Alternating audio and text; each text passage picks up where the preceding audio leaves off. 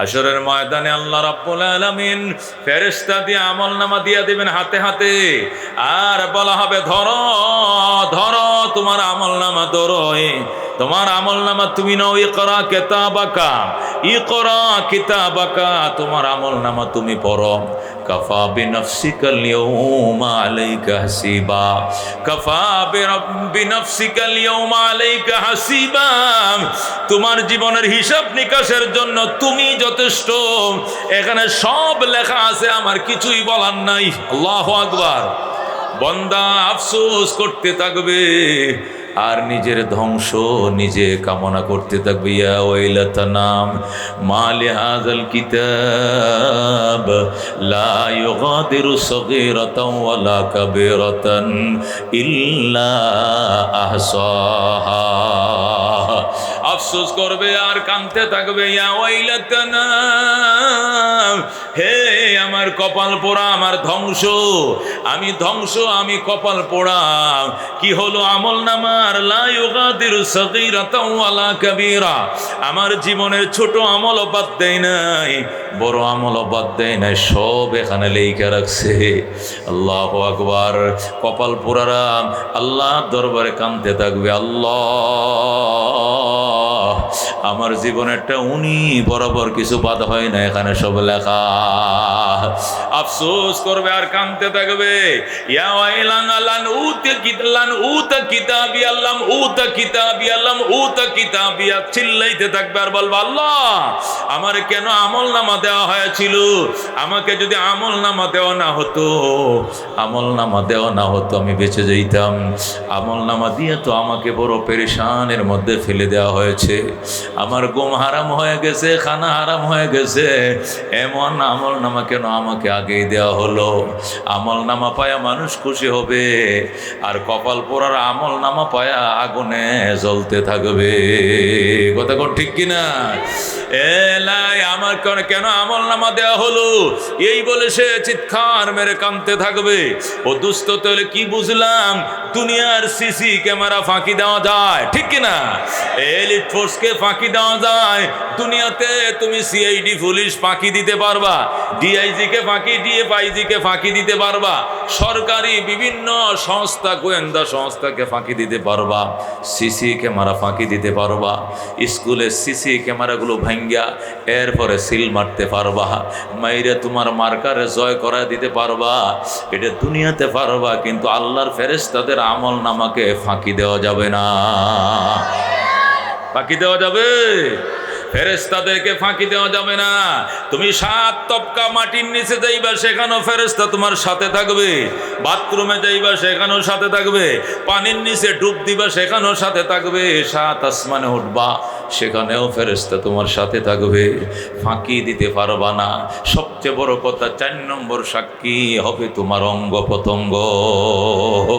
4 নম্বর সাক্ষী কি হবে?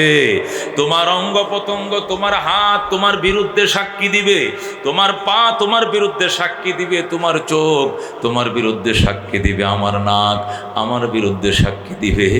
আল্লাহু আকবার। আল্লাহ পরিষ্কার বলবেন, আলিয়াউমা নাখতিমু আলা আফওয়াহিহিম, আলিয়াউমা নাখতিমু আলা আফওয়াহিহিম ওয়া তুকাল্লিমুনা আইদিহিম ওয়া তাশহাদু আরজুলুহুম বিমা কানু ইয়াকসিবুন। বলেন আল্লাহু আকবার। আল্লাহ বলেন, তুই মিথ্যা কথা বলতে বলতে তোর জিহ্বাটা এত লম্বা হইছে, তুই হাসরের ময়দানে আইসেও মিছা কথা কও, ঠিক আছে তোমার মুখে তালা লাগায় দেব। আল্লাহ বলবেন, কত বড় সাহস, তুই মূর্তি পূজায় গেছিলে কেন? এত বড় সাহস তুই দেবতা পূজায় গেলি কেন? এত বড় সাহস তুই আল্লাহর পরিবর্তে দেবতা বানাইলে কেন? হরে রাম হরে কৃষ্ণ পূজা করলি কেন? এদেরকে তোরা নিজের হাতেই বানাইছস, নিজেই মাটি দিয়ে বানাই আবার কেমনে দেবতা বানাইলি? এরা কেমনে তোর খোদা হয়? তুই তো তারে বানাইছস, সে তো তোরে বানায় নাই। খোদা তো তোরে বানানোর কথা ছিল, কিন্তু তুই বানাইছস তারে, সে আবার তোর খোদা কেমনে হয়? আল্লাহু আকবার। যখন যুক্তি দিয়ে আল্লাহ জিজ্ঞাসা করবেন তখন সে উত্তর দিতে পারবে না, তখন বলবে আল্লাহে রব্বিনা মা কুন্না মুশরিকিন। আল্লাহর কসম খায়া বলবে আল্লাহ ওগো রব আপনার শপথ করে বলছি আসলে শিরিক করি নাই, শিরিক করি নাই, মিশা কথা, আমি শিরিক করি নাই। আল্লাহ বলবেন এত বড় সাহস, মিথ্যা কথা বলতে বলতে তোর স্পর্ধা এত বেড়ে গেছে, আমার সামনে উনি মিথ্যা কথা বলবে। ফেরেশতারা এদিকে আয়, এই ঠোঁটের নিচে দেয়া ছিদ্র কর, উপর দেয়া ছিদ্র কর, তালা লাগা, ধরে আল্লাহু আকবার।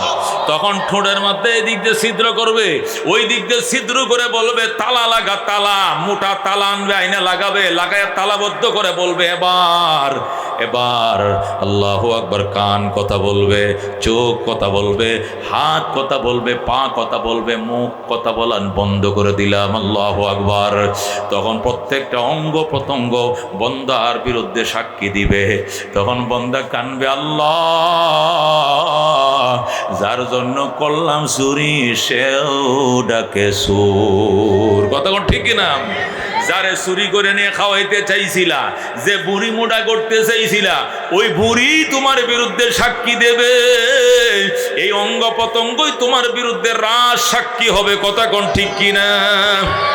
আল্লাহ বলবেন তোর এত বড় সাহস, তুই আমার নামে কসম খায় বলতেছিস আল্লাহ রাব্বিনা মা কুন্না মুশরিকিন, ও আমার প্রতিপালক আপনার জাতে কসম খায় বলছি শিরিক তো করি নাই। আল্লাহ বলবেন আল-ইয়াউমা নাখতিমু আলা আফওয়াহিহিম ওয়া তুকাল্লিমুনা আইদিহিম ওয়া তাশহাদু আরজুলুহুম বিমা কানু ইয়াকসিবুন। ওই সময় বান্দা ওই সময় নিরুপায় হয়ে কানবে আর বলবে আয়া ওয়াইলাতানা, হায় আমার কপাল পোড়া, আমার ধ্বংস। ওই সময় নিজের ধ্বংস নিজে কামনা করবে, নিজের উপরে নিজে বিরক্ত হয়ে যাবে, নিজের গায়ের মাংসগুলো কামড়ায়া শেষ করে ফেলাইবে, হাতের গোশতগুলো কামড়ায়া দরমজা বানায় ফেলাইবে, নিজের বিরুদ্ধে নিজে বৎসনা করবে। যেরকম নাউজুবিল্লাহ। এই জন্য দোস্ত, জমিন কিন্তু সাক্ষী আছে, ফেরেশতাও কিন্তু আছে পিছনে সাক্ষী, আমল নামাও কিন্তু লাগা আছে, অঙ্গ প্রত্যঙ্গ কিন্তু সাথে আছে। গুনাহ করতে বড় সাবধান, সাবধান থাকবেন তো ইনশাআল্লাহ। আল্লাহ, ইয়া আল্লাহ, গুনার ভয় অন্তরে ঢুকিয়ে দাও, তোমার ভয় আমাদের অন্তরে ঢুকিয়ে দাও। আল্লাহ, সিসি ক্যামেরার ভয় অন্তরে ঢুকিয়ে দাও। যেরকম আমি মুহতারাম হাজরিন, এই জন্য উলামায়ে কেরাম কাঁপতে থাকে, কাঁপতে থাকে আর আল্লাহ দরবারে কাঁদতে থাকে। আল্লাহু আকবার। না আমেরিকা না লন্ডন সে হো উলফত, না আমেরিকা না লন্ডন সে হো উলফত, মুঝে উশাকে কাবা কর খুদায়া, না জাফা সে না জার্মান সে হো নিসবত, হামে ইশকে মদিনা কর খুদায়া। ইয়া আল্লাহ, জাপান জার্মানের মহব্বত আমার অন্তরে নাই, আমেরিকা লন্ডনের মহব্বত আমার অন্তরে নাই। মদিনার মায়া ঢুকাও, কাবার প্রেম ঢুকায়া দাও, তোমার প্রেমে আমাকে মজায়া দাও। আল্লাহু আকবার। আল্লাহর বন্দারা কাঁদতে থাকে, আগারে এক তো নেহি মেরা তো কোই শৈ ভি নেহি মেরি, जो तो मेरा तो सब कुछ मेरी, फलक मेरा ज़मी मेरी, अगर एक तो नहीं मेरा तो कोई शै भी नहीं मेरी, जो तो मेरा तो सब कुछ मेरी, फलक मेरा ज़मी मेरी। আল্লাহ আল্লাহরা কান্দে, আল্লাহ তুমি যদি আমার না হও কেউ আমার নাই, তুমি যদি আমার হও সব আমার, আসমানও আমার, জমিনও আমার, পাহাড় আমার, পর্বত আমার, সব আমার কথা শুনবে তুমি যদি আমার কথা শোনো। কথা ঠিক কিনা? এই জন্য দোস্ত, আল্লাহর ভয়, পরকালের ভয় ঢোকার জন্য আল্লাহকে যারা 24 ঘন্টা থরথর করে কাঁপতে থাকে আল্লাহর ভয়ে, ওই উলামায়ে কেরামের সহবতে আইসো, খুশি না বেজার? চিল্লা এখন, খুশি না বেজার? চিৎকার মেরে বলেন আলহামদুলিল্লাহ। ইয়া আল্লাহ, গুনার গাটুরি বহন করে এসেছে, মুনাজাত শেষে নিষ্পাপ করে বাসায় ফেরাও। যেরকম আমিন। এরকম বড় বড় মিছিল তো ডেলি হয় গার্মেন্টস, কথা কোন ঠিক কিনা? গার্মেন্টস ছুটি দেওয়ার টাইমে বড় বড় ফ্যাক্টরি যখন ছুটি দেয় তখন এমন মিটিং তো ডেলি হয় বিকালে সকালে, কথা কোন ঠিক কিনা? সকাল 7টায় যখন ঢুকে তখন প্যারাডাইসের বড় বড় ফ্যাক্টরিগুলো, স্কয়ারের বড় বড় ফ্যাক্টরিগুলো, এগুলো ঢুকতে এরকম মিলন মেলা হয়, বাইর হইতে এরকম লোকের মিলন মেলা হয়, কথা কোন ঠিক কিনা? কিন্তু ওই মিলন মেলা আর আজকের মিলন মেলা কিন্তু এক নয়, কথা কোন ঠিক কিনা? এই মিলন মেলা আল্লাহ আল্লাহদের মিলন মেলা, আল্লাহর ওলিদের মিলন মেলা, নাইবে নবী ওয়ারাসাতুল আম্বিয়াদের মিলন মেলা, কথা কোন ঠিক কিনা? আল্লাহ বলেন ইন্নামা ইয়াখশাল্লাহা মিন ইবাদিহিল উলামা। এই কথার ভিতরে কোনো সন্দেহ নাই, আমার বান্দা বান্দির মধ্য হতে উলামায়ে কেরামে আমাকে ডরায়। সুবহানাল্লাহ। আল্লাহ বলেন ইন্নামা, নিঃসন্দেহে, এই কথার ভিতরে কোনো সন্দেহ নাই, ইয়াখশাল্লাহ, আল্লাহ তাআলাকে ভয় করেন, মিন ইবাদিহি, তার বান্দাদের মধ্য হতে, আল উলামা, উলামায়ে কেরাম একমাত্র। জোরে কোন সুবহানাল্লাহ। আল্লাহ তাআলা বলেন এই কথার ভিতরে কোনো সন্দেহ নাই, আমি আল্লাহকে ভয় করার মতো ভয় আমার বান্দা বান্দির মধ্য হতে উলামায়ে কেরামই করে। জোরে কোন সুবহানাল্লাহ। না আপনারা কইতে পারেন হুজুর আজকে ওভারটাইম না করে মাহফিল শুনতে আয় পড়ছি, ওভারটাইম করলে 270 টাকা পাইতাম 4 ঘন্টায়, ওভারটাইম নাই করে মাহফিল শুনতে আইছি। কালকে ডিউটি আছে, ডিউটি বাদ দিয়েও মাহফিল শুনবো, যে কয়টা লাগাত বয়ান চলে। আমরা কি আল্লাহর ভয় এখানে আসি নাই? আমরা দান খয়রাত কি করি না? চাউল ডাল কি আমরা সাদাকা করি না? তাহলে আমরা কার ভয় করি? আমরা তো আল্লাহর ভয়েই করি, কতক্ষণ ঠিক কিনা? আল্লাহ বলেন আমাকে ভয় করার মতো উলামায়ে কেরামে একমাত্র ভয় করে। বুঝে গেল অন্য কেউ ভয় করে না, অথচ আমরা কারা কারা আল্লাহকে ভয় করি? সবাই করি, কতক্ষণ ঠিক কিনা? আমরা সবাই আল্লাহকে ভয় করি, অথচ আল্লাহ বলেন আমাকে শুধু উলামায়ে কেরামে ভয় করে। তাহলে এটার একটা প্রশ্নের উত্তর দিতে হইব না? মুফাসসিরিনে কেরাম বলেন ভয় তো বাজান অনেক প্রকারের আছে, ভয়ের কোনো শেষ নাই। ভয় শব্দটা হইলেই সব ভয় যে একই ধরনের হবে এটার কোনো জরুরি না। মানুষ কুত্তারেও ভয় করে, কথা কোন ঠিক কিনা? মানুষ মা বাবারেও ভয় করে, ঠিক কিনা? সাপরেও ভয় করে, ঠিক কিনা? আবার টিচারকেও ভয় করে, পুলিশকেও ভয় করে, কথা কোন ঠিক কিনা? মানুষ মা বাবারেও ভয় করে, আমি আমার পিতা মাতাকে ভয় করি। আবার কাতিমাসিয়া দিন কুত্তারেও ভয় করি, কথা কোন ঠিক কিনা? তাহলে কুত্তারে যে কারণে ভয় করে, মা বাবারে কি এই কারণে ভয় করে? কুত্তারে যেমনে ভয় করে মা বাবারে কি এমনি ভয় করেনি? তাহলে বলছে তো মা বাবারে ভয় করো, পাগলা কুত্তারে ভয় করো, বিষাক্ত সাপরে ভয় করো, নিজের শিক্ষকরে ভয় করো, পুলিশকে ভয় করো, চোররে ভয় করো, ডাকাইতরে ভয় করো। সব ভয় কি এক ধরনের? সব ভয় কি এক ধরনের? তাহলে আল্লাহ বলছে আমারে বন্দা ভয় করে। ভয় যেটা আল্লাহরে ভয় করার মতো যে কোয়ালিটি আছে, এই কোয়ালিটিটা মৌলবীরা জানে, মৌলবীরা মানে, কথা কোন ঠিক কিনা? ওই কোয়ালিটি আমরা জানিও না, মানিও না, এই জন্য কয় যে মৌলবীরাই ভয় করে, অন্যটি ভয় করে না। কারণ কি? কারণ কি? কুত্তারে ভয় করে কেন? কাতিমাসে দিন কামড় দেওয়ান লাগতো না যদি খালি আসুর মারে, নখ দিয়া কি মারে? কামড় লাগতো না যদি আসুরা মারে, 14টা ইঞ্জেকশন লাগবো নাবির সারি কিনারে, কথা কোন ঠিক কিনা? নাইলে কি হইব? নাইলে জলাতঙ্ক রোগ হইব। 14টা ইঞ্জেকশন নাবির সারি পাশে দিতে হবে। 24 ঘন্টার ভিতরে 24 ঘন্টা পার হয়ে গেলে চলবে না। ময়মনসিংহ পারো অথবা ঢাকা মেডিকেল পারো, নাইলে গাজীপুর যেখানে পারো দৌড়াইয়া যাও। 24 ঘন্টার ভিতরে 14টা ভ্যাকসিন দিতে হবে, ইঞ্জেকশন দিতে হবে, নতুবা জলাতঙ্ক রোগ হয়ে যাবে। কুত্তার বাচ্চা ফেটে জন্ম নিবে, কুত্তার মতো গেউ গেউ করবে, পানি দেখলে ভয় পাবে, জলাতঙ্ক রোগ। দেখছেননি কুত্তায় কামড়ালে হয়? দেখছেননি? তে দুস্থ কুত্তাকে ভয় করি কেন? এই জন্য ভয় করি যদি কামড় দেয়। এই কামড় কাতিমাসের দিন, এখন আশ্বিন কাতিমাসের দিন চলতেছে, প্রত্যেকটা কুত্তার ভিতরে বাচ্চা আছে। যদি কামড় দিয়া ভয়, আসর দিয়া ভয়, 14টা ইঞ্জেকশন লাগবো। এই জন্য জমের মুখে যাব, তারপরেও কুত্তার মুখে যাইব না। কিন্তু মা বাপরে কি জন্য ভয় করে? মা বাবা কামড় মারেনি, পেটে বাচ্চা হয়নি, জলাতঙ্ক রোগ হয়নি। মা বাবারে ভয় করে কেন? উনি আমার মা, উনি আমার বাবা।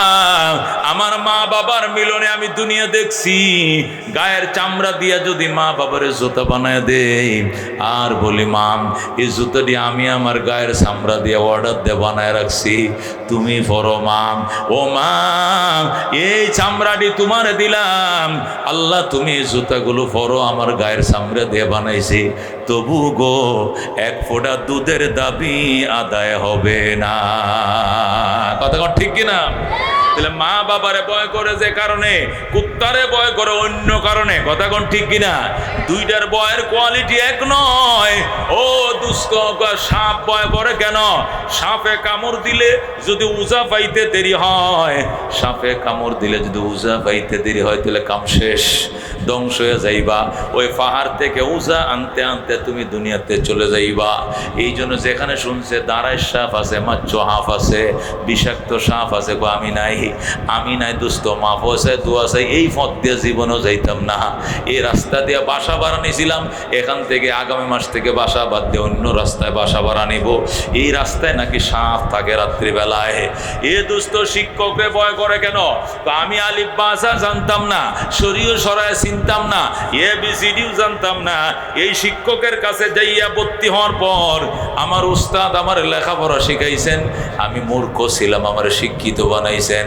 আমার গায়ের চামড়া দিয়ে জুতা বানা দিলেও তার আক্ষরিক শিক্ষার ঋণ পরিশোধ হবে না।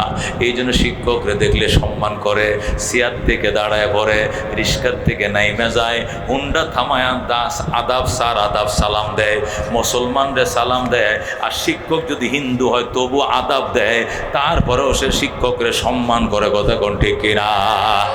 এ দোস্ত, দুনিয়াতে শিক্ষকের ভয় এক ধরনের, সাপের ভয় আরেক ধরনের, কুত্তার ভয় আরেক ধরনের, মা বাবার ভয় আরেক ধরনের, পুলিশের ভয় আরেক ধরনের। আল্লাহ বলে আমার ভয় আরেক ধরনের। আমার ভয় এটা উলামায়ে কেরাম জানে, উলামায়ে কেরাম মানে, অন্য কেউ মানে না। ঠিক কিনা? এক লোক আমার কাছে আইছে, হুজুর ইটালির থেকে বিষয় আইছে। আমি কয় টাকা লাগবো? কয় মোটামুটি 16 লাখ টাকা দিছি, আরো দিতে কি এর হোটেলের বিষা। তা এখন আমার কাছে কিনলে দোয়াল লাগাইছো? দোয়া তো আছেই হুজুর। আরেকটা ঘটনা কি, এখন আমার নাকি দাড়িটি চাচ্ছেলে তুই দাড়ি কি করতে হবে? ইটালি দূতাবাসে দাঁড়াইলে টিকেটের জন্য দাড়ি দেখলে হয়তো বা এই জঙ্গি টঙ্গি নানান করে নাও দিতে পারে, সন্দেহ আছে। এই জন্য দাড়িটা এটা কাটা জায়েজ হবে কিনা, এই জন্য আপনার কাছে আইসি। আপনি তো আমগো মসজিদের খতিব সাহেব প্রায় অনেক বছর ধরে, এই হিসাবে আপনার কাছ থেকে ফতুয়াটা, আপনি আমার দুঃখ দুর্দশাটা বুঝবেন, আর তো কেউ বুঝতো না, যেহেতু আপনি আমার মুসল্লি। 16টা টাকা লাগছে, আমি ঘর বাড়ি বেচে দিছি। এখন আমি খালি যাওয়া পর্যন্ত দাঁড়িয়ে চাইছিলাম, পরে হেইনো যাইয়া ফুরান হয়ে গেলে আল্লাহ চাইতো রাখবো, আর তো ওই দেশে রাখা না যায়, বাংলাদেশে চলে আয়া পরে আবার নতুন করে দাঁড়িয়ে রাখবো। এটা জায়েজ হবো কিনা? আমি কইলাম তো তুমি কি মনে করো? কয় এটা তো আমি বুঝি না, এই জন্য আপনার কাছে আইছি। আমি তুই কি কথাটা আমার মুখে শিখাই দিতেছস, যাতে আমি তোরে কই যে হ্যাঁ আপাতত কাইটেলা, পরে এবার রাখিস, এটা বলার জন্য তুই আইসস? কই এরকম একটা সাহস তো কম না তোর। এ পাগল, ইটালির বিষা নয়, ইটালির রাজা যদি আমাকে বানানো হয় আর বলে অলিউল্লাহ তোকে ইটালির প্রেসিডেন্ট বানানো হবে, শুধুমাত্র দাড়িটা ক্লিন শেভ করতে হবে, আর কিচ্ছু লাগতো না, শুধু দাড়িটা সাজবে, সোজা নিয়ে তোরা প্রেসিডেন্টের গদি বসা দেওয়া হবে। ইটালির গদির উপরে বাম পায়ে লাথি মারা দিব, পয়গম্বরের কলিজায় ফুঁস দিতে পারবো না। কথা কোন ঠিক কিনা? এই জন্য দোস্ত, এটা পাবলিকের দিনদারি আর মৌলবীদের দিনদারি রাত দিন বেশ কম। কথা কোন ঠিক কিনা? এই জসিম, হেতের নাম কিতা? জসিম। এই জসিমে আমি যখন তারে তাড়ায় দিলাম, সে চলে গেল, কিছুদিন পরে শুনি সে দাড়ি কাটতেই গেছে। যেরকম নওজুবিল্লাহ, সে ইটালি গেছে, ইটালি থেকে আইসে, আর ডরে আমার সাথে দেখা করে না, জুতা দিয়ে দিব আমারে। দাড়ি এখনো রাখে নাই। মৌলবীরা এটা কোনোদিন পারতো না, একটা হাক্কানি আলেম কোনোদিন পারতো না। কথা কোন ঠিক কিনা? এই জন্য আল্লাহ বলছে ইন্নামা ইয়াখশাল্লাহ মিন ইবাদিহিল উলামা, আমি আল্লাহকে ভয় করার মতো ভয় আমার বান্দা বান্দীদের মধ্য হতে উলামায়ে কেরামই করি। কথা কোন ঠিক কিনা? এলেম বলা ওই জ্ঞান, কোন এলেম বলা ওই জ্ঞান যে জ্ঞানের বাড়ি লৌহে মাহফুজে। কোথায়? আর বিদ্যা বলে ওই জ্ঞান যে জ্ঞানের বাড়ি মাটিতে। কোথায়? মাটিতে। কথা কোন ঠিক কিনা? এলেম বলা হয় আল্লাহ রসুলের প্রদত্ত জ্ঞানকে, আর জ্ঞান বলা হয়, বিদ্যা বলা হয় নজরুল ইসলামে লেখছে, খাইরুল ইসলামে ভরে, রবি ঠাকুরে লেখছে, কবি ঠাকুরে লেখে, জসিমউদ্দিনে লেখছে, করিমউদ্দিনে ভরে, এটাকে বলে বিদ্যা। কথা কোন ঠিক কিনা? বিদ্যা আর এলেমের ভিতরে পার্থক্য আছে। দুনিয়ার বিদ্যাকে নিয়ে এলেমের সাথে লাগায়েন না। একটাই কইতেছে, হুজুর আমার ছেলেকে MBA BBA করার জন্য অস্ট্রেলিয়া পাঠাইতেছে, একটু মোনাজাত দিয়ে নামাজের পরে। আমি বললাম 1000 টাকা লাগবে, নাহলে মোনাজাত দিতাম না। কিয়া হুজুর, আপনি আমগো ইমাম, এই ফালতু দুনিয়ার মোনাজাত দিয়ে আমগো 2 পয়সা লাভ হইব বেটা। কিয়া নবী কইছেন না যে জ্ঞান অর্জন করার জন্য শুধু সিনে যাও, এটা তো হাদিসের উপর আমি আমল করতেছি। আরাম দাদা নবী কি ওই তোরে ABCD শিখতে যাইতে কইছে না? হ্যাঁ, আগডুম বাগডুম গোড়াটুম সাথে ডাকডুল বাজে, এই হাওরুটি কাঁচামরিচ বিলাতি বিস্কুট শিখতে কইছে না কোরআন হাদিসের এলেম শিখতে বলছে? যেরকম আল্লাহু আকবার।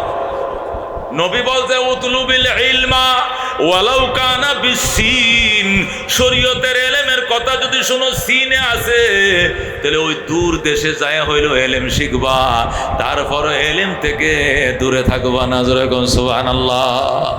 এটা তোমার আগডুম বাগডুম শিখতে সিন যাইতে কয় নাই নবী, বাঁচানি।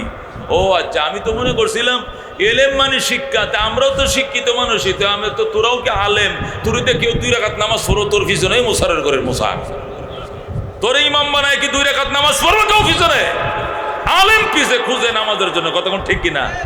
এরা ও তর্জমা করে, কয় এলেম মানে বিদ্যা। আমি তো বিদ্যাওয়ালা, আমি তো অনার্স মাস্টার্স কমপ্লিট করছি, তাহলে আমিও তো আলেম। অত তর্জমা করিও না বাজান। আলেম বলা হয় যার ভিতরে কোরআন সুন্নাহর জ্ঞান আছে। বিদ্যা বলা হয় যার ভিতরে রবি ঠাকুর, কবি ঠাকুর, জসিমউদ্দিনের জ্ঞান আছে। আমি হব সকালবেলার পাখি, সবার আগে কুসুমবাগে উঠবো আমি ডাকি, সূর্যি মামা জাগার আগে উঠবো আমি জেগে, হয়নি সকল ঘুমোয় এখন মা বলবেন ডেকে। এটা কি এলেম না বিদ্যা? বিদ্যা। আলহামদুলিল্লাহ রাব্বিল আলামিন আর রহমানির রহিম মালিক ইয়াউমিদ্দিন। এটা কি? এটা কি এলেম? একটু বুঝছেন? এলেম আর বিদ্যার মাথা পার্থক্য বুঝেন। এলেম বলা হয় জ্ঞানকে, যে জ্ঞান জ্ঞানীকে পাহারা দেয়। জ্ঞানীরা কি দেয়?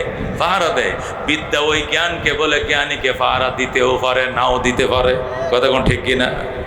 এলেম আপনাকে পাহারা দিবে। একটা আলেমের নফস যদি বুদ্ধি দেয় সিনেমা দেখতে যা, একবার নফসে বুদ্ধি দিবে, 1000 বার তেলা এলেমে বাধা দিবে, যাইস না যাইস না যাইস না, তুই মুলুবি, মান যাইব, ইজ্জত যাইব। কথা কোন ঠিক কিনা? একবার শয়তানে ধোঁকা দিবে, একবার বন্ধু বান্ধবে ধোঁকা দিবে, 1000 বার তার এলেমে বাধা দিবে, তারা পাপ কাজ করাইতে দিবে না, দিবে না, দিবে না। কথা কোন ঠিক কিনা? কিন্তু বিদ্যায় বাধা দিতে পারে, নাও দিতে পারে। কথা কোন ঠিক কিনা? ঠিক কিনা? আমার এক পরিচিত প্রফেসর, কি প্রফেসর, কলেজ টিচার, সে আমার সামনে পড়ছে 3 কোয়ার্টার পড়া, শুক্রবারের দিন, তাও কি বারে? শুক্রবারের দিন জুমার নামাজের পরে হাফ প্যান্ট ভিন্দে ঘুরতেছে। আমার তো মাথা নষ্ট হয়ে যায় দেখিয়া, আমার পায়ের রক্ত মাথা। জুমার নামাজ পড়ো নাই? শরীর খারাপ হচ্ছে। হাই কি শরীর খারাপ? শুক্রবারের দিন, নাউজুবিল্লাহ মিন জালিক। জুমার অবস্থা খবিস করে খবিস, ওজু শরীরটা খারাপ, বেশি খারাপ। তো শরীর খারাপ তো রুডে হাঁটস কেমনে? ও সিগারেটের নিশা ঢুকছে, সিগারেট কিনতাম যাই। তো তুই ল্যাংটা কিনলে কে? ল্যাংটা না তো, এটা 3 কোয়ার্টার হুজুর। এটা তো বর্তমানে এটা একটা আপডেট পোশাক। বুঝুন কথা, এটা বলে আপডেট পোশাক। তুমি কি গার্মেন্টসে চাকরি করো? কয় না, আপনি জানেন না আমি কলেজ টিচার। তো কলেজ টিচার, তুই টিচারই তো আধা ল্যাংটা, তোর পোলাপান যেটা তোর কাছে পড়বে এটা তো পুরাই ল্যাংটা থাকবো, তোর কাছে শিখবে নাকি? হুজুর আল্লাহ কোন কার মুখ থেকে বাইরেছিলাম, একবারে বিসমিল্লাহ আপনার সামনে বললাম, আরে লজ্জারে দিলেন আমারে। আমি বললাম বয়স কত? 53। আবার 53 তার বয়স। আমি বললাম আমার ছোট ছেলেটার বয়স হলো 6। কত? 6 বছর বয়স। নুরানিতে পড়ে। কিতে পড়ে? শরীর পাক, জামা পাক, জাগা পাক, 17 টাকা। অক্তসি না কেবলামুখী হওয়া, নিয়ত করা, দাঁড়ায়া নামাজ পড়া, কেরাত পড়া, রুকু করা, সজদা করা, আখিরি বৈঠক, আহকাম আরকাম 13 ফরজ। কটা শিখছে? কটা শিখছে? আহকাম আরকাম 13টা ফরজ শিখছে। মাত্র 13টা ফরজ শিখছে। নুরানি প্রথম শিশু শ্রেণীতে পড়ে। এই ছেলেটারে তার মায় কয় আয় ফুট গোসল করায় দেই। ছেলে কয় মা তুমি গোসল করালে মানি না। কয় কেন? তুমি আমার নুনু দেই গেলাইবা। হুজুরে কইছে 70 টাকা এটা ফরজ, এটা দেখানো যাবে না। আল্লাহু আকবার। এ খাটাস তোর বয়স 53, আমার ছোট বাচ্চাটার বয়স 6 বছর। তার 6 বছরের এই এলেমে তারে বাধা দিছে, সে হাঁটু দাম করবে না, নুনু দেখাবে না। মায় গোসল করালে সে মানে না, নিজের গোসল নিজে করে, ঠিক কিনা? মায় গোসল করালে তো হাফ প্যান্ট খুলে লাইব, পায়জামা খুললা সাবান দিয়ে ডইলে গোসল করবে আমার ছোট ফোলা, ঠিক কিনা? কিন্তু সে কয় মা তুমি গোসল করালে মানি না। হুজুরে বলছে নুনু কেউ দেখান যাইতো না, হাঁটুর থেকে নাভি পর্যন্ত ডাইকা রাখা এটা ফরজ। সুবহানাল্লাহ। এ দোস্ত, এটাকে বলে এলেম। আলেমকে ফাহারা দেয়, কিন্তু দুনিয়ার বিদ্যা ফাহারা দিতেও পারে, নাও দিতে পারে। ভালো ফ্যামিলি হইলে, ইসলামিক ফ্যামিলি হইলে জেনারেল লাইনে পড়লেও দেখা যায় ফরজ টরজ ডাক্কা ডুক্কে রাখে, কিছু কিছু আছে, কিন্তু অধিকাংশ ল্যাংটা। কথা কোন ঠিক কিনা? এ দোস্ত, এই জন্য এলেম আর বিদ্যার পার্থক্য বলতেছিলাম, বুঝতে হবে। এলেম আর বিদ্যার আরেকটা পার্থক্য হলো, খেয়াল করে শুনেন, এলেম শিখলে নবীর ওয়ারিস হওয়া যায়, বিদ্যা শিখলে নবীর ওয়ারিস নয়। কথা ঠিক কিনা? যারা আলেম এরা নবীর ওয়ারিস, কিন্তু যারা বিদ্যা শিখে ওরা কি নবীর ওয়ারিস না। কথা ঠিক কিনা? এলেম আর বিদ্যার আরেকটা পার্থক্য শুনেন। এলেম, আল্লাহু আকবার, এলেম আলেমের কাছে থাকবে কতদিন? জীবনে, মরণে, কবরে, মিজানে, ফুলসিরাতে, জান্নাতে যাওয়ার পরেও সাথে থাকবে। জোরে কোন সুবহানাল্লাহ। কিন্তু বিদ্যা মৌতের বিছানার আগ পর্যন্ত থাকবে, এরপরে বিদ্যা বুদ্ধি সব উড়াল দিয়ে চলে যাবে, একটা শরীয় সরায়াও সিনার ভিতরে থাকবে না। খুব ভালো করে বুঝেন, খুব খেয়াল করে বুঝেন কথাটা, অন্য আনমনা হবেন না, অন্য মানসিকতা আমার দিকে খেয়াল করে শুনেন। এলেম বলা হয় সাথে থাকবে কতদিন? মরণের আগেও সাথে, মরণের পরেও সাথে, কবরেও সাথে, মিজানেও সাথে, ফুলসিরাতের সাথে, জান্নাতে যাওয়ার পরেও সাথে। আল্লাহু আকবার বলেন। কিন্তু দুনিয়ায় ঢাকা বিশ্ববিদ্যালয় প্রফেসর ছিলেন, গাজীপুর ইংলিশ টিচার ছিলেন, অমুক ছিলেন, টমুক ছিলেন। এই ইংলিশ টকিং কতক্ষণ থাকবে? আজরাইল ঘরে ঢোকার আগ পর্যন্ত থাকবে। যখন আজরাইল ঘরে ঢুকবে আর ঘরটা দেখবেন যে নর্থ আছে, আর আপনি তো বুঝবেন ঢুকে পড়ছে, আইসে পড়ছে পরোয়ানা অ্যারেস্ট করার জন্য, তখন দেখবেন এখান থেকে দুনিয়ার যত বিদ্যা আছে সব উড়াল দিয়ে চলে যাবে, একটা শরীয় সরায় থাকবে না, সব চলে যাবে। যদি কোন হুজুর এটা কোন কথা, এটা কোন হাদিস দিয়ে কইলেন, কোন আয়াত দিয়ে বললেন, তাহলে মুখে বললে হবে? যুক্তি দিয়ে বুঝান, যুক্তি দিয়ে বুঝেন, যুক্তি দিয়ে বুঝেন। দুনিয়া নকল। দুনিয়া কি? দুনিয়া আসল না নকল? আসল কি? আখিরাত। কোন? দুনিয়া নকল, পরকাল কি? আসল। কোন? দুনিয়া নকল, আখিরাত আসল। কথা কোন ঠিক কিনা? এই দুনিয়ার বিদ্যাও নকল, দুনিয়া নকল, দুনিয়ার বিদ্যাও নকল। দুনিয়া ধ্বংস হবে, দুনিয়ার বিদ্যাও দুনিয়াতে ধ্বংস হবে, এটা পরকালে যাবে না, পরকালে যাবে না। পরকাল আসল। কোন? পরকাল কি? আসল। এলেম আসল, আসল জিনিস আসল দেশে চলে যাবে। যেরকম আল্লাহু আকবার। পরকাল আসল, বলেন পরকাল কি? এলেম আসল, এই জন্য এলেম পরকালে চলে যাবে। দুনিয়া নকল, দুনিয়ার বিদ্যাও নকল, দুনিয়াও ধ্বংস হবে, দুনিয়ার বিদ্যাও দুনিয়াতে ধ্বংস হবে। একটা এবিসিডি কবর থেকে ওই পারে যাবে না, একটা শরীয় সরে যাবে না। ওই দেশে কি কোন ভাষায় কথা হবে? আরবিতে। যেরকম আল্লাহু আকবার। আল্লাহ নবী বলেন আহিবুল আরব লিসালাস, আরবিকে ভালোবাসো 3 কারণে। লিআন্নি আরবিয়ুন ওয়াল কুরআন আরবিয়ুন ওয়াল লিসানু আহলিল জান্নাতি ফিল জান্নাতি আরবি। নবীকে আরবিকে 3 কারণে ভালোবাসো। আরবি আমি নবীর ভাষা, আরবি আমার কোরআনের ভাষা, আরবি হবে জান্নাতের ভাষা। জোরে কোন সুবহানাল্লাহ। তাহলে ইংরেজি কই গেল, বাংলা কই গেল? ওটা নকল দুনিয়ার ভাষা, এটা আসল দেশে যাবে না। নকল দুনিয়ার ভাষা নকল দুনিয়াতে থাকবে, এলেম পরকালে চলে যাবে। যেরকম আল্লাহু আকবার। যদি কয় হুজুর আরো ভালো করে বুঝায় বলেন, আরো ভালো করে বুঝায়, খেয়াল করে শুনেন। দেহ নকল। কোন? দেহ কি? জোরে কোন? দেহ কি? দুনিয়া নকল। দেহ মারা গেলে কই থাকবে? দুনিয়াতে পড়ে থাকবে। পরকাল আসল। কথা কোন ঠিক কিনা? রু আসল, কোন রু কি আসল, পরকাল আসল, রু আসল জিনিস আসল দেশে চলে যাবে। রু হইল আসল, পরকাল আসল। এই জন্য মানুষ মারা যাওয়ার পরে মানুষের দেহটা মারা যায়, রু মারা যায় না, রু কিন্তু আসল দেশে চলে যায়। কতক্ষণ কতক্ষণ ঠিক কিনা? আমরা যে জানাজা ভরাই, এটা রুর জানাজা ভরাই না দেহর জানাজা ভরাই। আমরা যে দাফন করি, রুরে দাফন করি না দেহরে দাফন করি। কারে দাফন করি? দেহরে দাফন করি, দেহরে মাটির তলে দাফন করি। রুরে দাফন করতে পারবো না কেন? রু উড়াল দিয়ে চলে গেছে। রু যদি জান্নাতের আত্মা হয় তাহলে চলে গেছে ইল্লিনে, আর যদি আত্মাটা জাহান্নামের আত্মা হয় চলে যাবে সিজ্জিলে। কতক্ষণ ঠিক কিনা? ইল্লিন জান্নাতের একটা এলাকার নাম, সেখানে সব জান্নাতি আত্মাগুলো জমা হবে, পাখির কাবারে জান্নাতের আকাশে উড়াল দিতে থাকবে। সুবহানাল্লাহ। সিজ্জিল জাহান্নামের একটা এরিয়ার নাম, জাহান্নামী আত্মাগুলো সেখানে জমা হবে, দুনিয়াতে থাকবে না, উড়াল দিয়ে চলে যাবে। ওইটা ধরতেও পারবা না, দাফনও করতে পারবা না। ধরছি দেহ, দাফন করছি দেহ, দেহ নকল, দুনিয়া নকল, নকল দেহ, নকল দুনিয়াতে থাকবে। রু আসল, পরকাল আসল, পরকালে রু উড়াল দিয়ে চলে যাবে। কথা বুঝতে পারছে? ঠিক তদ্রুপ, ঠিক তদ্রুপ দুনিয়া নকল, দুনিয়ার জ্ঞানও নকল, দুনিয়ার জ্ঞান দুনিয়াতে থাকবে, কিন্তু পরকাল আসল, পরকালের এলেম আসল, এলেম পরকালে চলে যাবে কেমনে?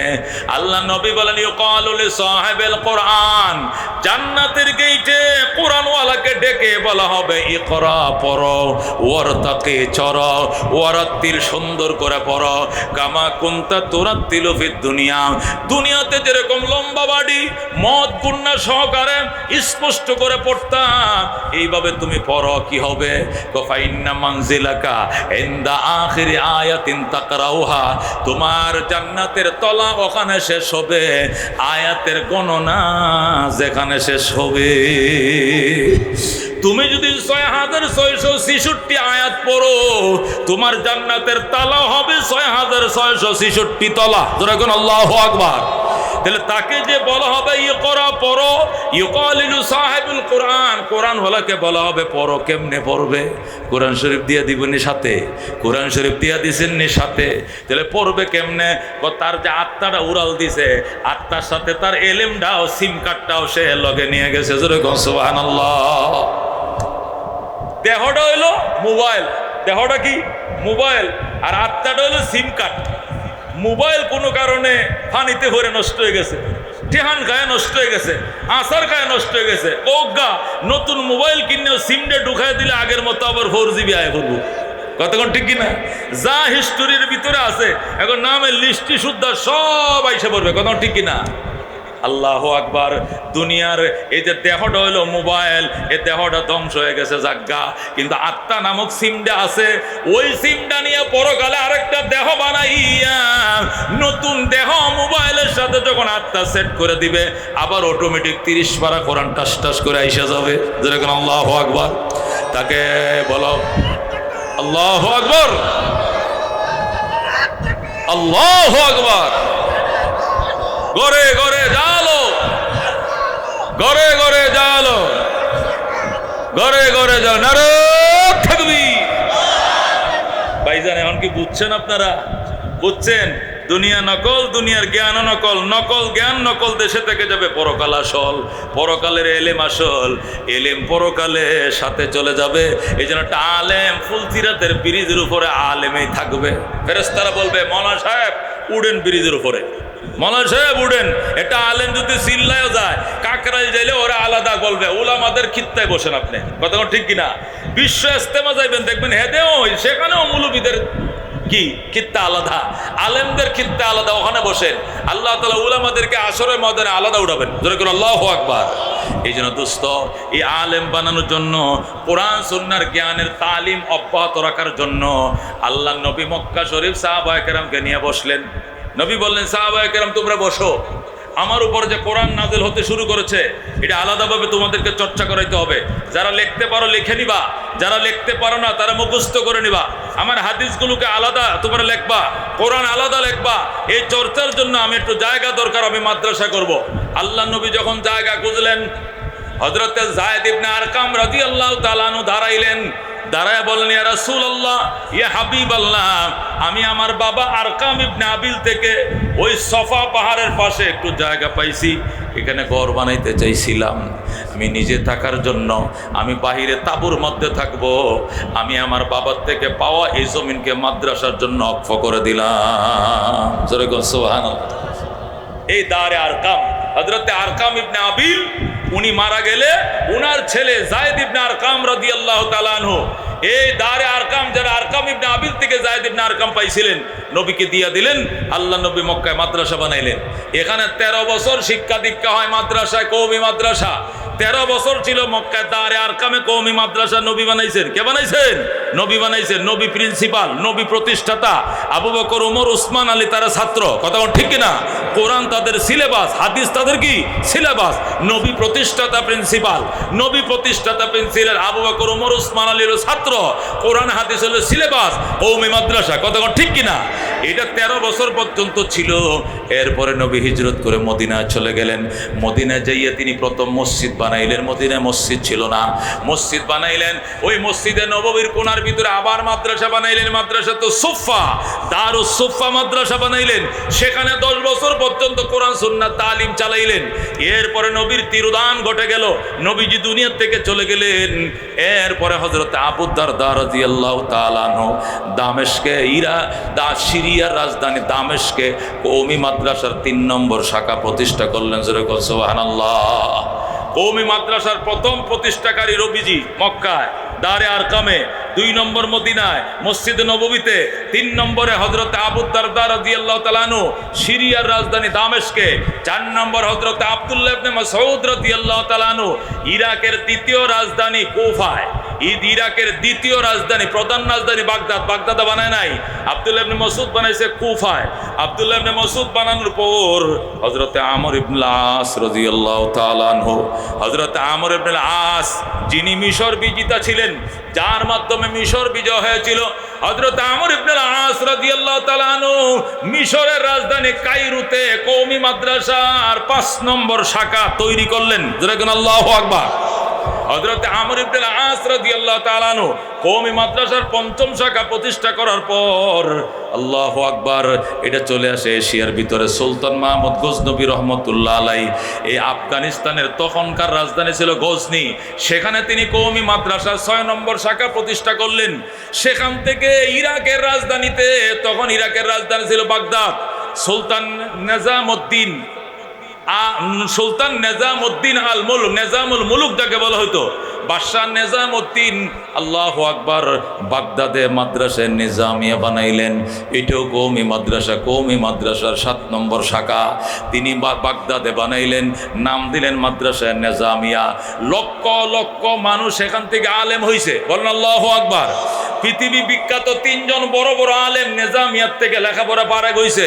বিশেষ করে আব্দুল কাদের জিলানী রহমতুল্লাহ আলাইহি মাদ্রাসা নিজামিয়ার ছাত্র। যেরকম আল্লাহু আকবার। পারস্য কবি, বিশ্বকবি শেখ সাদি রহমতুল্লাহ আলাইহি, উনিও মাদ্রাসা নিজামিয়ার ছাত্র। হুজ্জাতুল ইসলাম ইমাম গাজ্জালী রহমতুল্লাহ আলাইহি, তিনিও ছিলেন মাদ্রাসায় নিজামিয়ার ছাত্র। সুবহানাল্লাহ। এই মাদ্রাসায় নিজামিয়া তো প্রসিদ্ধি লাভ করছে। আল্লাহর হাবিবের ইন্তেকালের পরে মদিনার থেকে এই শিক্ষা দীক্ষা, ইসলামী শিক্ষা দীক্ষার রাজধানী হয়ে গেছে বাগদাদ। যখন বাগদাদে নাম মাদ্রাসা নিজামিয়া খুব নাম করছে, তখন আস্তে আস্তে সেখান থেকে এলমে দ্বীন আমাদের দিল্লিতে আসা শুরু করে বলল। আল্লাহ সুলতান আল্লাহ আলতামাস রহমতুল্লাহ আলাইহি কওমি মাদ্রাসার 7 নম্বর শাখা প্রতিষ্ঠা করলেন দারুল উলুম দিল্লিতে। দিল্লিতে সুলতান আলতামাস কওমি মাদ্রাসা 7 নম্বর শাখা প্রতিষ্ঠা করলেন। সুলতান আলতামাসের কিছুদিন পর সুলতান সালাউদ্দিন ঘুরি রহমতুল্লাহ আলাইহি আজমিরে কওমি মাদ্রাসার 8 নম্বর শাখা প্রতিষ্ঠা করলেন। আল্লাহু আকবার। এইভাবে কওমি মাদ্রাসা প্রতিষ্ঠা চলছে। ওই শুধু খালি বঙ্গপ্রদেশ বুঝেননি, যে এলাকার মানুষ বাংলায় কথা বলে, মানে বাংলাদেশ, কলকাতা, আসাম, উড়িষ্যা, কয়টা 4টা। বাংলাদেশ, কলকাতা, আসাম, উড়িষ্যা এই 4 প্রদেশের মানুষ বাংলা কথা বলে, ওইটাকে তখন একসাথে বঙ্গপ্রদেশ কইতো। বঙ্গপ্রদেশের মধ্যে মুঘলরা প্রায় 80,000 মাদ্রাসা বানাইছে। আল্লাহু আকবার। এই 80,000 কওমি সব কটা কওমি মাদ্রাসা ছিল, লক্ষ লক্ষ আলেম হয়েছে মাদ্রাসাগুলোর থেকে। এই মাদ্রাসাগুলো যাতে সুন্দর চলতে পারে এই জন্য প্রত্যেকটা মাদ্রাসার নামে 200 বিঘা, 1000 বিঘা, 500 বিঘা করে সম্পত্তি ছিল, অক্রিয়া সম্পত্তি ছিল। এই সম্পদের ফসল দিয়ে মাদ্রাসাগুলো চলতো, কারো কাছে ভিক্ষা মাগা লাগতো না। মাদ্রাসাগুলো যাতে সুন্দর চলতে পারে এই জন্য মোগলরা প্রত্যেকটা মাদ্রাসার নামে 1000, 1500, 1500, 500, 700 বিঘা সম্পত্তি লিখে দিছে। আল্লাহু আকবার। মানুষ ছিল কম, জমি সম্পদ ছিল বেশি, এই জন্য মসজিদ মাদ্রাসা প্রতিষ্ঠা করতে চালিকা শক্তি বানায় দিছে। ব্রিটিশরা তৈরি করবে, এটা নিশ্চয়ই এর ভিতরে কোনো ষড়যন্ত্র আছে। মসজিদ মাদ্রাসা ইসলামী প্রাণকেন্দ্র, এটা ভারতে থাকতে দেবে না, সব ধ্বংস করে ফেলবে। আমাদের মোগলরা তাদেরকে ক্ষমতা থাকতে দেবে না, পরাজিত করবে। কিন্তু মোগলরা বুঝে নাই, শাহজাহান বুঝে নাই। ওলামায়ে কেরাম ইস্ট ইন্ডিয়ান কোম্পানির বিরুদ্ধে তুমুল আন্দোলন শুরু করছে। আন্দোলনের যখন জোয়ার চলতেছে, আন্দোলন চলতেছে, তখন সমস্ত আলেম ওলামাদেরকে অ্যারেস্ট করে জেলে বন্দি করছে। বন্দি করে বলছে মৌলবীরা দেশের উন্নতি দেখতে পারে না, এদেশে গার্মেন্টস ফ্যাক্টরি বানাইবো, হাজার হাজার যুবক চাকরি করবে, কিন্তু মৌলবীরা দিতেছে না। মৌলবীদেরকে অ্যারেস্ট করে, সব আলেমদেরকে অ্যারেস্ট করছে। অ্যারেস্ট করার পর তারা মিল কারখানা করতে দিছে কাকে? ইস্ট ইন্ডিয়ান কোম্পানিকে। East Indian company mill factory কারখানা করার পর এরপরে বলতেছে বাদশাহ শাহজাহান, এখন যে আমরা মিল কারখানা করছি এটা পাহারা দেওয়ার জন্য সৈন্য লাগবে, তোমাদের সৈন্য দিয়ে আমরা বিশ্বাস করি না, এরা দখল করে নিয়ে যাবে, আমরা আমাদের থেকে সোলজার আনবো, সেনা আনবো। তখন রাত্রে জাহাজ ভরে ভরে তারা সেই ব্রিটিশ থেকে সেনা আনছে, তাদের মিল ফ্যাক্টরি ইন্ডাস্ট্রি পাহারা দেওয়ার নিয়তে। কিন্তু নিয়ত তো এটা ছিল না, নিয়ত ছিল ক্ষমতায় বসা।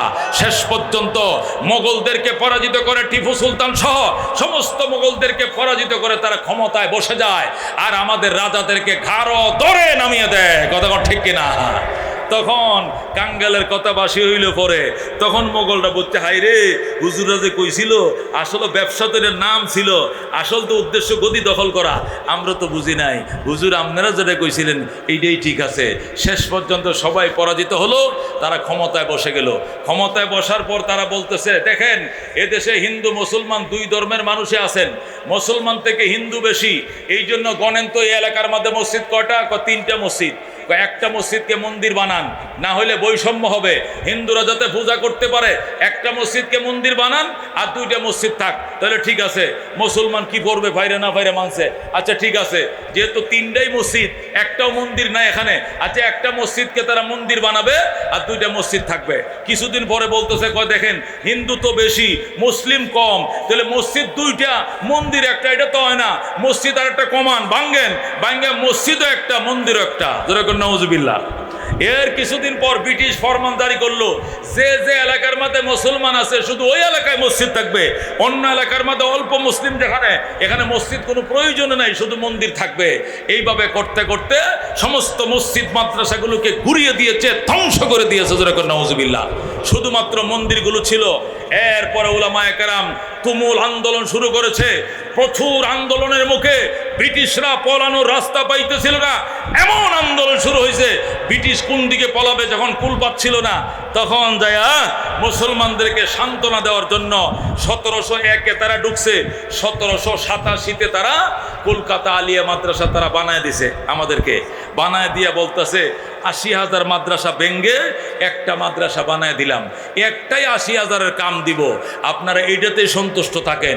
ওলামায়ে কেরাম বললেন মাদ্রাসা ভাঙছেন 80,000, বাইদা দিছেন একটা মাত্র, আমরা মানি না।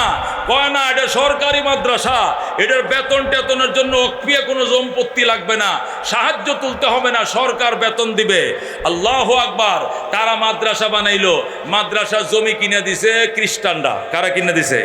কলকাতা আলিয়া মাদ্রাসা জমি দিয়েছে খ্রিস্টানরা, বিল্ডিং বানায় দিয়েছে খ্রিস্টান, প্রিন্সিপাল খ্রিস্টান, সিলেবাস তৈরি করে খ্রিস্টান, বেতন দেয় খ্রিস্টান, বন্ধ করে খ্রিস্টান, খুলে খ্রিস্টান। এটা কি মুসলমানের মাদ্রাসা না ইসলামের গোড়া কাটার মাদ্রাসা? গোড়া কাটার মাদ্রাসা। যে মাদ্রাসা বানায় খ্রিস্টানে, যে মাদ্রাসা বানায় খ্রিস্টানে, বেতন দেয় খ্রিস্টানে, প্রিন্সিপালও খ্রিস্টান। কলকাতা আলিয়া মাদ্রাসার একটানা 25 জন প্রিন্সিপাল ছিল খ্রিস্টান। যেরকম নাউজুবিল্লাহ। একটানা কতজন প্রিন্সিপাল ছিল? একটা প্রিন্সিপাল কয়দিন থাকে? 27টা দিন থাকে। একটা প্রিন্সিপাল কতদিন থাকে? যতদিন চাকরি থাকে এতদিন সে প্রিন্সিপাল থাকে। কথা ঠিক কিনা? নাহলে বদলি না করা বন্ধ থাকে। 2-5 বছর তো থাকে। তো 25টা প্রিন্সিপাল যদি 5 বছর করে থাকে, 5-25 কত? 125 বছর যে মাদ্রাসার প্রিন্সিপাল ছিল খ্রিস্টান, এই আলিয়া মাদ্রাসা তোমার আমার ইসলামের জন্য বানাইছে না গোড়ার ডিমের জন্য বানাইছে? মিয়া, ইসলামের গোড়া করার জন্য বানাইছে। কথা ঠিক কিনা? এই আলিয়া মাদ্রাসা বানানোর পরে উলামায়ে কেরাম বলেন আমরা এটা মানি না যে মাদ্রাসা জমি দিয়েছে খ্রিস্টানরা, প্রিন্সিপাল খ্রিস্টান, বেতন দেয় খ্রিস্টান, সিলেবাস দেয় খ্রিস্টান, আমরা এই মাদ্রাসা মানি না। তুমুল আন্দোলন শুরু হলো। তখন তারা বললো আরে বাবা লেখাপড়া করতে দেন, দেখেন ভালো ছেলে হয় কিনা। পরে উলামায়ে কেরাম নীরব হয়েছে। নীরব হইয়া 1787 বানাইছে, 1866 পর্যন্ত অপেক্ষা করছে। মানে 79 বছর বন্ধ দেখছে। দেখার পরে দেখতেছে এই আলিয়ার থেকে বের হইয়া অর্ধেকটি নামাজ পড়ে, অর্ধেকটি পড়ে না, অর্ধেকটি দাড়ি কাটে, অর্ধেকটি রাখে না, অর্ধেকটি বইয়ে মতে, অর্ধেকটি খাড়ায় মতে, অর্ধেকটি পাঞ্জাবি পরে, অর্ধেকটি স্কুলের মতো প্যান্ট শার্ট পরে। কতক্ষণ ঠিক কিনা? আলিয়া মাদ্রাসা অবস্থায় কিনা? কতক্ষণ এই কিনা? এই সবটি কি পাঞ্জাবি পরে, শার্ট প্যান্ট, সবটি কি দাড়ি রাখে, সবটি কি সুন্নাহ মতো চলে? কারণ এগুলো তো মুসলমানে বানায় নাই, আলেম ওলামা বানায় নাই, ইমানদারে বানায় নাই, বেঈমানরা বানাইছে মাদ্রাসা। কতক্ষণ ঠিক কিনা? যা হইতেছে এটা তো বেশি হইতেছে। কতক্ষণ ঠিক কিনা? এইটুকু তো হওয়ার কথা ছিল না। আমারে যদি এক হিন্দু ভদ্রলোক দেখা দেয়, হিন্দু ভদ্রলোক মসজিদ বানায় দেয়, এরপরে হুজুর আপনারা নামাজ পড়েন, এটা কেমন মসজিদ হইব? কতক্ষণ কেমন মসজিদ হইব? নামাজটা কেমন নামাজটা হবে? এরপরে উলামায়ে কেরাম যখন 1866 খ্রিস্টাব্দে আসলো, উলামায়ে কেরাম বলল 80 বছর অপেক্ষা করেছি, রেজাল্ট ভালো নয়, দাড়ির সংখ্যা কম, নামাজের সংখ্যা কম, পাঞ্জাবির সংখ্যা কম, এলেমের পরিমাণ কম, বগাত এলেমের মালিক হতে পারে না। আমরা এই সান্ত্বনার মাদ্রাসা মানি না। আমরা ওই দারে আর কামে নবী যে মাদ্রাসা বানাইছিলেন, আবু দারদা যে মাদ্রাসা বানাইছিলেন, আব্দুল্লাহ ইবনে মাসউদ যে মাদ্রাসা বানাইছিলেন, ওই মাদ্রাসা আমরা চাই। মাদ্রাসা নিজামিয়া চাই। খ্রিস্টান ইহুদি নাসারাদের আলী আমরা চাই না, চাই না, চাই না। আল্লাহু আকবার। যখন বললো আমরা চাই না, জানেন, যখন উলামায়ে কেরাম বললো যে এই সান্ত্বনার মাদ্রাসা চাই না, তখন ব্রিটিশ খেদাও আন্দোলন শুরু হয়ে গেল। ব্রিটিশটা দেখতেছে বঙ্গোপসাগর ছাড়া আমাদের পলানোর জায়গা নাই। তখন হুজুর আচ্ছা বড় মাদ্রাসা একটা আপনারাও বানান, তবে একটা বানাবেন।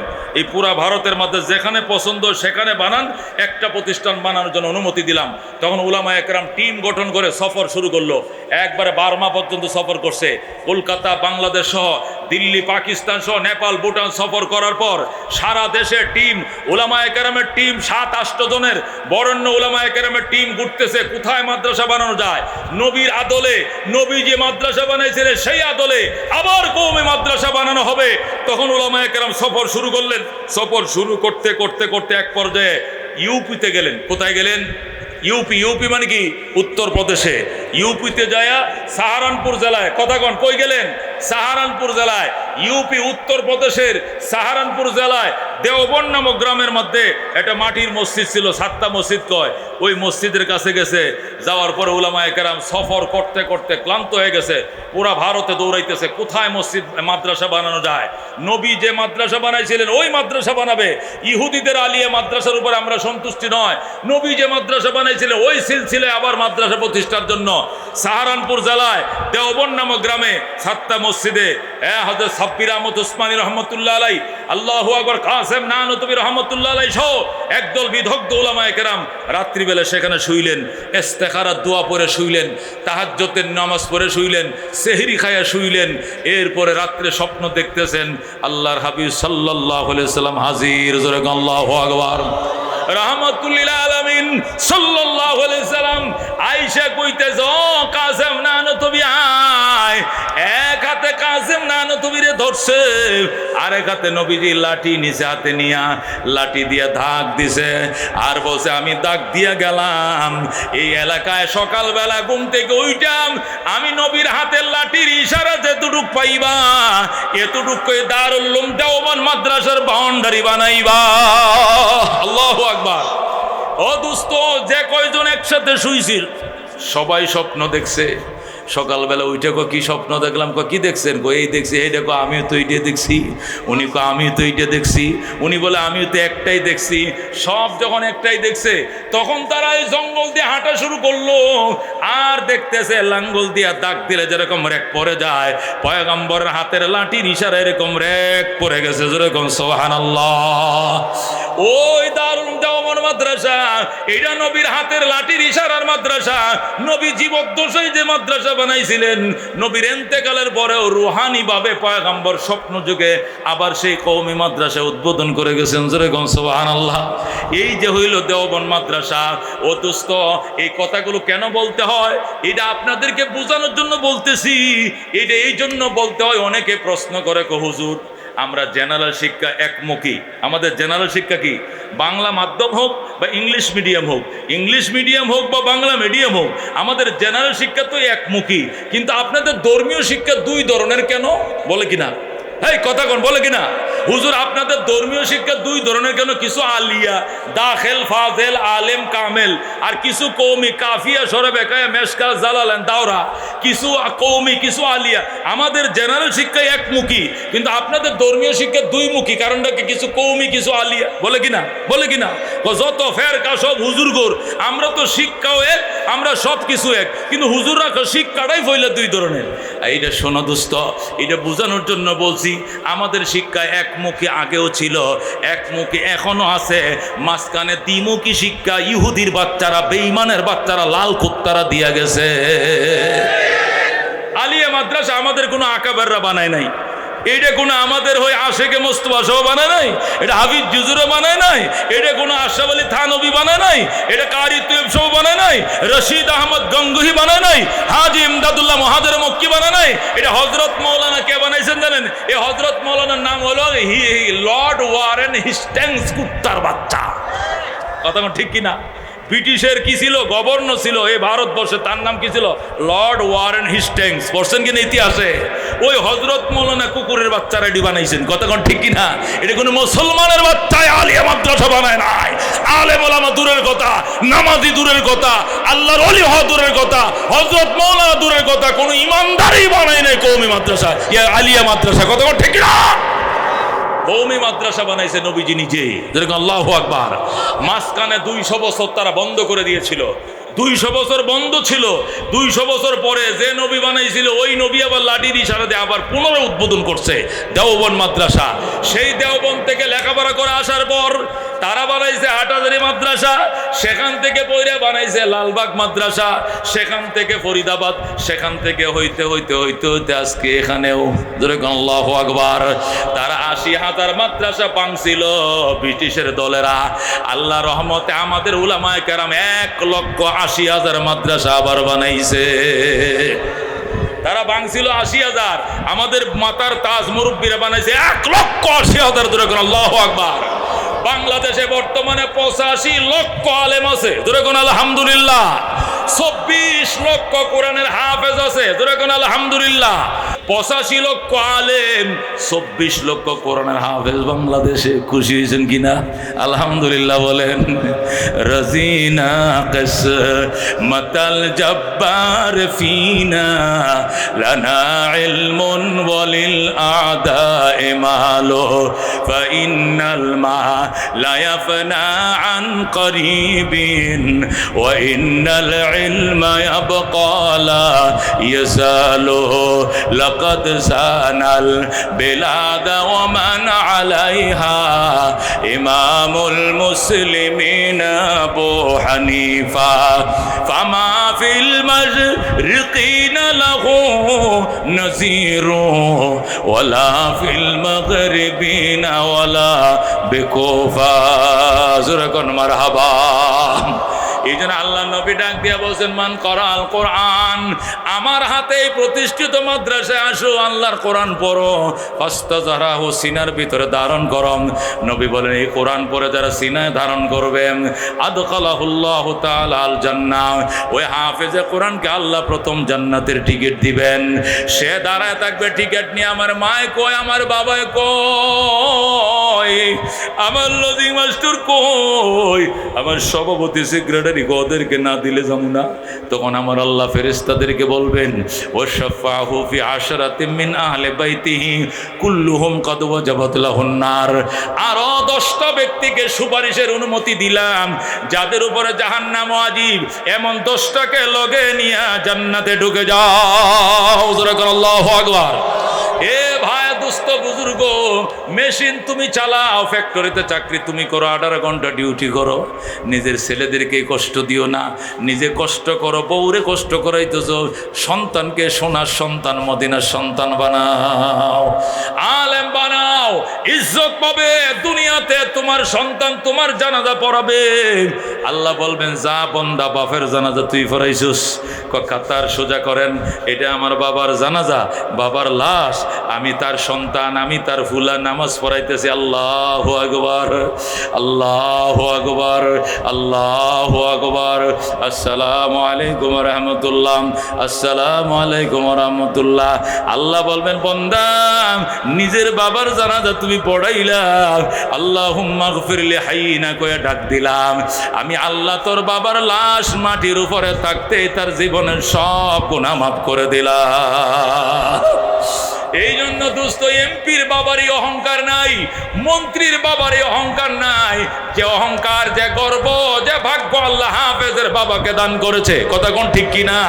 হাফেজের বাবার কপাল দিয়া প্রধানমন্ত্রীর বাবার কপালে বাড়ি বড় সুরমার হয়ে যাবে। কথা কোন ঠিক কিনা? 17 বছর ক্ষমতা থাকার পর হাইরে ইজ্জত, রান্না করা ভাতটা পর্যন্ত খায়া যাইতে পারছে না।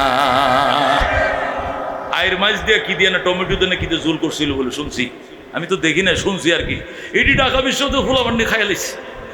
আরে বেচারি আয়ের মাছটা বাগাইছে, নিজে বাগাইছে, তোরা এটি অন্তত খাইয়া যাইতে দিতে। 15টা বছর ছিল দেশের মধ্যে। মুসলমান, এইটা হলো দুনিয়ার ইজ্জতের অবস্থা। কাপড়টা বদলাইয়ে পারে নাই, এক কাপড়ে বিদেশ চলে গেছে। কথা ঠিক না? কিন্তু উলামায়ে কেরামকে আল্লাহ যে সম্মান দিবেন, হাসরের ময়দানে স্টেজ কায়েম করবেন। যেরকম আল্লাহু আকবার, স্টেজ কায়েম করে উলামায়ে কেরামকে সম্মান প্রদর্শন করবেন কে? আল্লাহ। যেরকম আল্লাহু আকবার। এই জন্য দুস্থ উলামায়ে কেরাম আল্লাহ তাআলা জমিনের মধ্যে শ্রেষ্ঠত্ব দান করেছেন। আল্লাহ বলেন, কুল হাল ইয়াস্তাবিল্লাযীনা ইয়ালামুন ওয়াল্লাযীনা লা ইয়ালামুন ইন্নামা ইয়াতাযাক্কারু উলুল আলবাব। এ রাসূল, আপনি জিজ্ঞেস করেন, যারা জানে এবং যারা জানে না তারা কি কোনোদিন সমান হবে? যারা ইলমে দ্বীন অর্জন করেছে এবং যারা করে নাই কোনোদিন সমান হবে না। আমার আল্লাহ বলছেন, যেরকম আল্লাহু আকবার। এই জন্য দুস্থ ভাইও, এই বানিয়ার ছালা দাওরে হাদিস মাদ্রাসা হাজার হাজার আলেম তৈরি করেছে, হাজার হাজার কোরআন হাফেজ তৈরি করেছে। এই এলাকার জন্য বড় নিয়ামত, বিশাল বড় নিয়ামত। ময়দানে মাশরে নাজাতের জন্য আল্লাহর হাবিব বলছেন, আল্লাহর কোরআনে আল্লাহ নিজে বলছেন, ওয়াবতাগু ইলাইহিল ওয়াসিলা ইয়া আইয়ুহাল্লাযীনা আমানুত্তাকুল্লাহ। ঈমানদারের আল্লাহকে ভয় করো। ওয়াবতাগু ইলাইহিল ওয়াসিলা, আল্লাহর কাছে ওসিলা তালাশ করো। ওসিলা কি? ওসিলা মানে মাজার নয়, ওসিলা লাল ফিতা নয়, ওসিলা শালু কাপড় নয়, ওসিলা কবর নয়। ওসিলা 4 জিনিসের নাম। কয় জিনিসের নাম? 1 নম্বর ওসিলা হলো কিতাবুল্লাহ, 2 নম্বর ওসিলা হলেন রাসূলুল্লাহ, 3 নম্বর ওসিলা হলো ইবাদাতুল্লাহ, 4 নম্বর ওসিলা হলো রিজালুল্লাহ। যেরকম সুবহানাল্লাহ। আল্লাহ 4টে জিনিসকে ওসিলা বানাইছেন। ময়দানে হাসরে নাজাতের জন্য 1 নম্বর ওসিলা হবে কিতাবুল্লাহ, আল্লাহর কিতাব হবে বন্দার জন্য ওসিলা। আজকে এই মাটি সামনে নিয়ে এই মাটির উপরেই বসছি। এই মাটি যেন আমার আর আপনার নাজাতের জন্য সাক্ষী হয়, রাত সাক্ষী হয়। আল্লাহ কবুল করেন যেরকম আমি। মানুষ যখন নেক আমল করে অথবা বদ আমল করে, যাই করে না কেন, মানুষের পিছনে 4টে রাজ সাক্ষী থাকে। কয়টা রাজ সাক্ষী থাকে? কটা? 4টা। 1 নম্বর রাজ সাক্ষী হলো মাটি। কথা কোন ঠিক কিনা? কারণ মাটির সাথে মানুষের সাথে এমনি সম্পর্ক। মিনহা খালাকনাকুম ওয়া ফিহা নুঈদুকুম ওয়া মিনহা নুখরিজুকুম তারাতান উখরা। এই মাটি দিয়াই তোমাকে বানাইছি, এই মাটির ভিতরে তোমাকে পুঁতে রাখবো, এই মাটির থেকে আবার ময়দানে হাসরে তোমাকে উঠাবো। কতক্ষণ ঠিক কিনা? এই মাটির সাথে সম্পর্ক আছে না নাই? মাটির উপরে থাকলেও মাটির সাথে সম্পর্ক, মাটির ভিতরে থাকলেও সম্পর্ক, মাটির থেকে আবার উঠলেও মাটির সাথে সম্পর্ক। এই জন্য মাটি জীবনের বড় রাজসাক্ষী, ঠিক কিনা? ও দুস্থ, ময়দানে মাশরে যদি পাপ করে অস্বীকার করো পাপ করি নাই, মাটি তোমার বিরুদ্ধে 1 নম্বর সাক্ষী দিবে। কতক্ষণ ঠিক কিনা? আমার বুকে বসবাস করেছে, আমার বুকে থম্ব করে চলেছে, পাপ করে চলেছে, অনুশোচনাও ছিল না। আল্লাহ তারে ধরো, আমি মাটি তার বিরুদ্ধে সাক্ষী দিলাম। যেরকম নাউজুবিল্লাহ। দোস্ত, ওই দিন কি দিবে? মাটি সাক্ষী দিবে। আল্লাহ বলেন, ইজা জুলজিলাতিল আরদু জিলজালাহা, ইজা জুলজিলাতিল আরদু জিলজালাহা ওয়া আখরাজাতিল আরদু আসকালাহা ওয়া ক্বালাল ইনসানু মা লাহা বিআন্না রাব্বাকা আওহা লাহা। আল্লাহু আকবার। আল্লাহ বলেন, যেদিন জমিন তার নিজস্ব কম্পনে প্রকম্পিত হয়ে যাবে, জমিনের ভিতরে যে গোপন কথা ছিল সব জমিন বের করে দিবে। জমিন পরিষ্কার বলবে, আল্লাহ, আমি জমিনের উপরে বসে জিনা করছে, সুদের টাকাটি আমি জমিনের উপরে বসে গুনছে, সে চুরি করছে, সে ডাকাতি করছে, সে এই পাপ করছে, ওই পাপ করছে, সে খুন করছে।